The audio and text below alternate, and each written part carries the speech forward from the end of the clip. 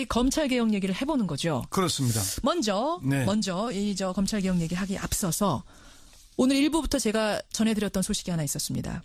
부적절한 술자리. 그러니까 국정농단 사건을 수사 지휘했던 그 팀하고 검찰국장, 어떤 검찰국장인관이 우병우 수석하고 1000차례가 넘게 통화했다는, 굉장히 가깝다는 그 검찰국장하고 같이 술자리를 가지고 그 팀들끼리 서로 금일봉을 주고받고, 이게 어떻게 됐다는 거예요? 일단 이 사건 자체가 그 박근혜 전 대통령하고 우병우 전 민정수석을 기소한 뒤에 한 나흘 뒤에 일어난 일입니다. 그 무렵이네요. 4월 21일. 그러니까 한창 검찰이 우병우 사단이 결국은 우병우 사단을 손대지 못하고 끝났다, 이런 비판이 쏟아질 즈음에 일어난 일이거든요. 그 시점에 일어났다는 시점의 문제. 그러네요. 그리고 검찰 선배가 또 지휘관이 후배 고생하는 사람들 회식하는 거에 있을 수 있는 일이죠. 격려하고 하는 건 있는 일인데, 하필이면은 검찰의 수사 대상이 되었어야 할 검찰국장, 안태근 검찰국장, 그리고 그런 사람들과 술을 마시면서 서로 돈 봉투를 주고받았다. 그 주고받았다는 거, 그러면 어떻게 이쪽 아랫사람한테 저쪽 수장이 주고, 그렇죠. 이쪽 수장이 저쪽 아랫사람들한테 개개별로 다 준 거예요? 봉투를? 그렇다고. 얼마쯤 들어있었다? 50에서 한 100만 원 정도 들어있었다고 얘기를 하는 겁니다. 그게 이제 수사 격려금이었다. 고생했다고 격려사는 줬다, 이렇게 얘기하는데, 그게 일단 김영란법 취지에는 맞지 않는 것 같고. 그 돈은 어디서 나온 돈입니까? 그것도 밝혀져야 되는 건가요? 판공비라고 하는데, 개인 주머니를 튼 건 아닐 겁니다. 판공비라고 하는데, 그러면 그 판공비를 빼다 쓰면은 그게 횡령 아니냐. 그리고 수사 대상이었던 자가 돈을 줬다면 그거는 뇌물이 되는 거 아니냐. 이런 비판의 목소리가 나오는데, 고검장 출신의 원로 변호사가 제정신이 아니다, 저런 정신 상태니 검찰이 이 지경이 된 게 아니겠냐. 그런 얘기를 하기도 하고요. 이게 맞아, 국민들을 얼마나 무시하길래 지금 자기들의 비판이 쏟아지고 있는 와중에 해당 관계자들끼리 저럴 수 있느냐. 그러니까요. 그런 비판의 목소리가 많습니다. 진짜 문제가 없는 술자리였다 하더라도 도의적으로 국민들 보기에 그 시기에 그게 적당했는가, 국민들이 어떻게 볼까 전혀 생각하지 않은, 국민들을 무시한 거 아니냐, 개돼지로 본 거 아니냐라는 문자가 지금 들어와요. 그게 대통령 선거가 이제 막 시작된 시기잖아요. 그래서 이런저런 의혹들이 많이 일어나고 있는 겁니다. 이영수 청취자님, 그 검찰국장이라는 분, 안태근 국장, 고압적인 자세로 청문회에서 뻔뻔하게 말하던 그 장면이 기억난다. 굉장히 고압적이었던 태도가 이분은 기억나신다. 이렇게 또 떠올려 주시는 분도 계시는데, 여하튼 이것이 어떻게 진상규명이 되는지, 어떻게 해명이 나오는지 좀 지켜보기로 하고요. 그러니까 이게 어쨌건 지금 국민들이 가장 큰 포인트를 잡고 있고, 이제 기자들이 관심을 가지는 부분이, 안태근 검찰국장이 특검이 이제 조사를 하면서 우병우 민정수석 또는 그 민정실 관계자들하고 안태근 국장이 1000여 차례 이상 통화나 문자가 오고 그런 걸 확인을 했잖아요. 불과 몇 개월 사이. 그래서 그거를 이제 특검이 조사를 해서 통화 내역을 검찰 특수부대로 넘겼거든요. 그럼 검찰에서 그 부분 수사를 해서 그러면은 우병우와 통화한 안태근이 누구와 통화했는지 이렇게 추적을 해 가다 보면은 이게 우병우 국정농단의 단초가 드러나지 않겠는가 기대를 했는데, 그렇죠. 검찰은 서면 조사조차 안 했습니다. 그거 잘하고 있는. 그러면 수사하라고 특검이 넘겨준 걸 서면 조사조차 하지 않고 술자리에서 금일봉 주고받은 거예요? 지금 그렇게 정리가 되는 겁니까? 결국 그게 이제 따지자면, 검찰이 평소 같으면은 다른 관계자들, 다른 정부 부처에 대해서 그랬으면은, 야, 그거 봐준 거 뇌물 주고받은 거 아니냐, 이렇게 수사했을 사안이다, 이렇게 보는 거죠. 그럼 너가 내부에 대해서는 얼만큼 엄격하게 하느냐, 이걸 지켜보겠다 그랬는데 아무것도 안 한 걸로 드러나니까 지금 분개하고 있는 거죠. 자, 그래요. 자, 이렇다 보니까 지금 검찰 개혁 얘기가 더 힘을 받게 되는 겁니다. 이 즈음에서 임은정 검사, 현직 검사가 뭔가 호소문을 써서 또 화제가 되고 있잖아요. 오늘 그 얘기 해보신다고요? 호소문은 아니고요. 임은정 검사가 페이스북에 왜 검찰을 포기하지 말아달라, 이런 얘기를 썼거든요. 임은정 검사 쓴 얘기를 전하자면은, 염치 없지만 검찰을 포기하지 말아 주십사, 배친분들에게 부탁드립니다, 이렇게 글을 남겼어요. 그게 호소죠, 뭐라고 쓴 겁니까? 그러니까 그런 얘기입니다. 이 얘기를 올리고 나니까 이제 임은정 검사가 혹시 검찰 개혁에 반대하는 입장이냐, 이런 비판의 글들이 꽤 있었어요. 그 밑에 댓글로. 그래서 임은정 검사하고 제가 통화를 했는데, 임은정 검사는 검찰이 개혁되어야 한다는 데는 절대적으로 공감한다. 임 검사는 어떤 분들은 제가 검찰 개혁을 막으려고 하는 전사로 활약할까 봐 걱정을 하던데 그건 절대로 아니다. 개혁에 공감한다. 예. 그러면 개혁에는 공감하지만 그렇지만 어떻게 달라는 겁니까? 그러니까 이만정 검사 얘기는 저는 검찰이 자정 능력이 없다는 걸 인정하니까 공수처 도입 등 검찰 권한을 내려놓을 필요가 있다. 다만 외부의 의지만으로 검찰을 싹 바꿀 수는 없는 것 아니냐. 내부에서도 해야 하는데 검찰에 대한 애정이 없이 정오만으로 하려고 한다면은 내부 반발도 일어날 수밖에 없을 것이다. 임 검사는 안에서 나오는 말들이 색안경 끼고 보지 말고 부작용에 대해서 사심없이 의견을 개진하는 것이니까 액면 그대로 봐달라. 검찰 일부의 정치 검사들을 제외하고는 대다수가 검찰 개혁을 바라고 있다. 이런 취지의 얘기를 한 겁니다. 정리하자면 일방적으로 밀어붙이는 하향식 개혁, 칼 휘두르는 식 개혁이 아니라 검찰 내부와 함께 같이 개혁하자 뭐 이런 의미로 받아들이면 되나요? 그렇습니다. 임 검사는 인치를 통해서 사람을 가는 개혁은 일시적인 거잖아요. 제도를 통한 개혁이 이루어져야 한다. 지금 정부에서 손해볼 각오를 해야 한다. 이렇게 얘기를 하면서 과거의 예를 떠올렸어요. 최동욱 검찰총장 시절 국정원 대선 개입 사건을 수사할 때 황교안 법무부 장관이 사실은 수사 지휘권 발동한다 그러면서 뭐 원시훈 전 국정원장한테 영장도 치지 마라, 선거법 기소하지 마라 논란이 꽤 일었잖아요. 그렇죠. 이 문제가 일다가 결국 최동욱 검찰총장이 쫓겨났잖아요. 이런 일이 났는데 임 검사 얘기는 이게 참여정부 당시에 천정배 법무부 장관과 김종빈 검찰총장의 사이에서 당시에 수사 지휘권 문제가 논란이 있었거든요.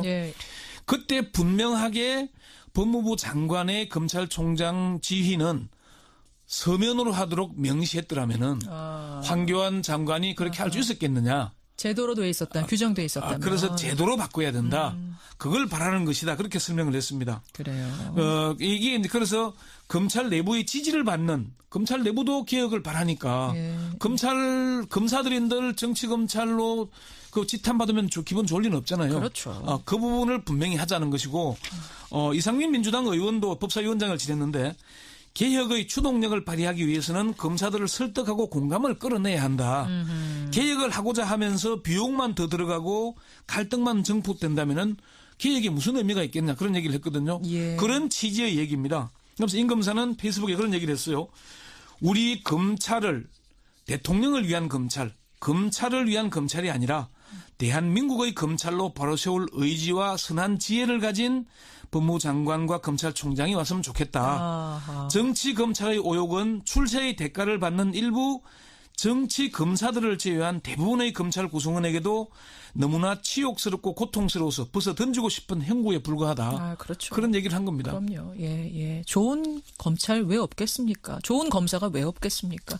일부의 정치 검찰들이 그야말로 전체에 먹칠을 하고 해왔던 게 지금까지. 그게 일부의 검찰이라기보다는 검찰의 상당수 고위층, 잘 나가는 엘리트 검사들이 줄을 서다 보니까 인사 혜택을 받기 위해서 결국 인사제도 개혁이 핵심이다. 그런 얘기들이 많이 있잖아요. 그렇죠. 그래요. 그래서 임 검사의 이제 호소문 얘기를 하셨는데 오늘 Y에서 조금 더 들어가 볼 부분은 어딘가요? 지금 이제 차기 검찰총장이나 이 법무부 장관 누가 될 것인가 이게 결국 검찰 개혁이 어떻게 될 것인가에 중요하죠. 바로미터 아니겠어요? 그렇죠. 지금 이제 학자 출신인 조국 민정수석이 임명됐고 검찰총장도 지금 이제 누가 될 것이냐 정치인이 될 것이라는 얘기가 많이 나오는데 이게 그래서 정치인 장관 출신 중에 민주당의 이상민 의원, 박범계 의원 등이 거론되고 있기도 하고 검사 출신을 꼭 가야 되느냐. 심지어 검찰총장마저도 법에 규정된 거는 꼭 검사해야 된다는 법이 없거든요. 판사, 검사, 변호사 15년 이상이면 되게 돼 있거든요. 그래서 획기적으로 바꾸기 위해서는 검사 출신 이게 검사 출신이 되면은 조직 이기주의에 매몰될 가능성이 높지 않습니까? 그래서 검사 출신이 아닌 걸로 가야 되지 않느냐? 검찰총장인데 검사 출신이 아닌 사람 얘기도 나와요?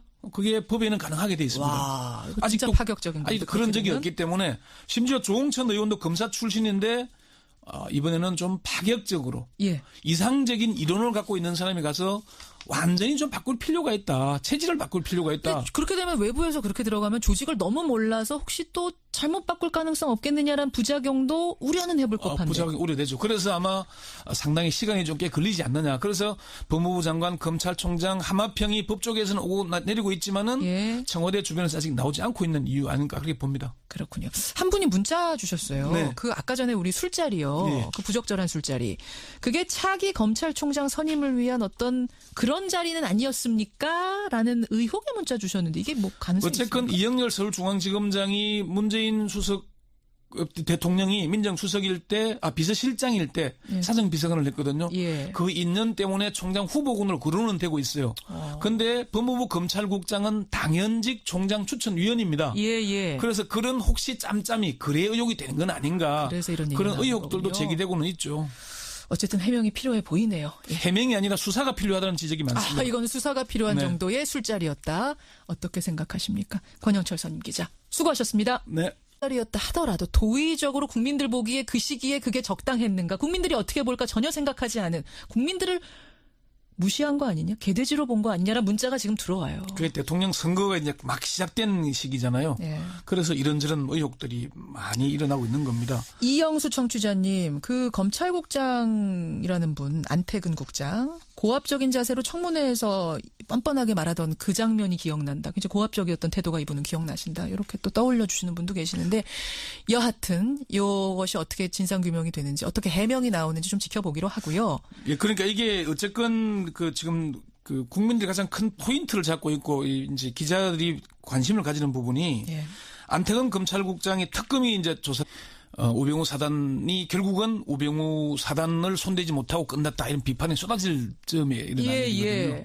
그 시점에 일어났다는 시점의 문제. 그러네요. 그리고 검찰 선배가 또 지휘관이 후배 고생하는 사람들 회식하는 거에 있을 수 있는 일이죠. 격려하고 하는 건 있는 일인데 하필이면은 검찰의 수사 대상이 되었어야 할 검찰국장 안태근 검찰국장 그리고 그런 사람들과 술을 마시면서 서로 돈 봉투를 주고받았다는 주고받았다. 예, 그 주고받았다는 거 그러면 어떻게 이쪽 아랫사람한테 저쪽 수장이 주고 그렇죠. 이쪽 수장이 저쪽 아랫사람들한테 개개별로 다 준 거예요? 예, 봉투를? 그렇다고 얼마쯤 들어 있었다? 50에서 한 100만 원 정도 들어 있었다고 얘기를 하면서 우병우 민정수석 또는 그 민정실 관계자들하고 안태근 국장이 1000여 차례 이상 통화나 문자가 오고 그런 걸 확인을 했잖아요. 불과 몇 개월 사이에. 그래서 그거를 이제 특검이 조사를 해서 통화 내역을 검찰 특수부대로 넘겼거든요. 그럼 검찰에서 그 부분 수사를 해서 그러면은 우병우와 통화한 안태근이 누구와 통화했는지 이렇게 추적을 해 가다 보면은 이게 우병우 국정농단의 단초가 드러나지 않겠는가 기대를 했는데 그렇죠. 검찰은 서면 조사조차 안 했습니다. 그거 잘하고 있는. 그러면 수사하라고 특검이 넘겨준 걸 서면 조사조차 하지 않고 술자리에서 금일봉 주고받은 거예요? 지금 그렇게 정리가 되는 겁니까? 결국 그게 이제 따지자면 검찰이 평소 같으면은 다른 관계자들, 다른 정부 부처 겁니다. 그게 이제 수사 경력금이었다, 고생했다고 격려사는 줬다 이래 얘기하는데, 그게 일단 김영란법 취지에는 맞지 않는 것 같고. 그 돈은 어디서 나온 돈입니까? 그것도 밝혀져야 되는 건가요? 판공비라고 하는데 개인 주머니를 튼 건 아닐 겁니다. 판공비라고 하는데, 그러면 그 판공비를 빼다 쓰면은 그게 횡령 아니냐. 그리고 수사 대상이었던 자가 돈을 줬다면 그거는 뇌물이 되는 거 아니냐. 이런 비판의 목소리가 나오는데 고검장 출신의 원로 변호사가 제정신이 아니다. 저런 정신 상태니 검찰이 이 지경이 된 게 아니겠냐. 그런 얘기를 하기도 하고요. 이게 맞아 국민들을 얼마나 무시하길래 지금 자기들의 비판이 쏟아지고 있는 와중에 해당 관계자들끼리 저럴 수 있느냐. 그러니까요. 그런 비판의 목소리가 많습니다. 진짜 문제가 없는 술자리 검찰개혁 얘기를 해보는 거죠. 그렇습니다. 먼저 이 검찰개혁 얘기하기에 앞서서 오늘 1부부터 제가 전해드렸던 소식이 하나 있었습니다. 부적절한 술자리. 그러니까 국정농단 사건을 수사 지휘했던 그 팀하고 검찰국장, 어떤 검찰국장인 거 아니 우병우 수석하고 1000차례가 넘게 통화했다는 굉장히 가깝다는 그 검찰국장하고 같이 술자리를 가지고 그 팀들끼리 서로 금일봉을 주고받고 이게 어떻게 됐다는 거예요? 일단 이 사건 자체가 박근혜 전 대통령하고 우병우 전 민정수석을 기소한 뒤에 한 나흘 뒤에 일어난 일입니다. 고무렵이네요. 4월 21일. 그러니까 한창 검찰이